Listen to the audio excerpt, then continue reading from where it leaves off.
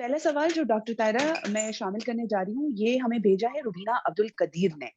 और नाम मैं इसलिए बता रही हूँ क्योंकि उन्होंने खुद अपने जो जो हमें मैसेज भेजा था उसमें लिखा था। वो ये पूछना चाह रही हैं कि एक्टोपिक प्रेगनेंसी के बारे में कुछ बताइए। ये कैसे होती है? इसकी अलामात क्या हैं? और हमल के कितने हफ्ते तक इसका इल्म हो सकता है बगैर अल्ट्रासाउंड किए? एक्टोपिक प्रेगनेंसी का मतलब ये है कि ये ऐसी प्रेगनेंसी है जो बच्चेदानी के अंदर नहीं हुई। किसी भी वजह से जो बच्चा है जिसको हम एम्ब्रियो कहते हैं वो बच्चेदानी तक नहीं पहुंच पाता। वो या तो ट्यूब में रह जाता है या बेजादानी के पास रह जाता है या पेट में रह जाता है। और वहीं पे वो अपनी जितनी ग्रोथ हो सकती है यानी जितनी नशोनुमा हो सकती है करना शुरू कर देता है।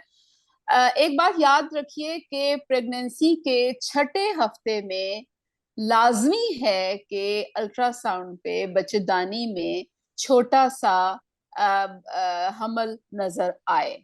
अगर छठे हफ्ते में नजर नहीं आता और इसका मतलब ये है कि ये प्रेगनेंसी नॉर्मल नहीं है। अल्ट्रासाउंड किए बगैर अगर आप डायग्नोज करना चाहते हैं तो एक हार्मोन है जिसका नाम है बीटा एसीजी।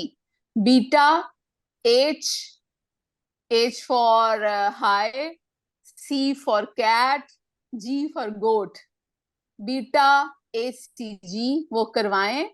उसके करवाने से बहुत हद तक पता चलता है कि ये टॉपिक प्रेगनेंसी है, लेकिन उसकी इंटरप्रिटेशन डॉक्टर ही कर सकते हैं। तो इसलिए आपको या तो अल्ट्रासाउंड कराना लाजमी है या बीटा एसीजी करवाना लाजमी है। और अलामात क्या है कि दर्द शुरू होती है, ब्लीडिंग शुरू होती है, और अगर टॉपिक प्रेगनेंसी ट्यूब में फट जाए तो इतना औरत की जान खतरे में पड़ जाती है कि बाज दफा वो बिल्कुल मौत के मुंह तक पहुंच जाती है, क्योंकि वहां से फिर ब्लीडिंग नहीं रुकती।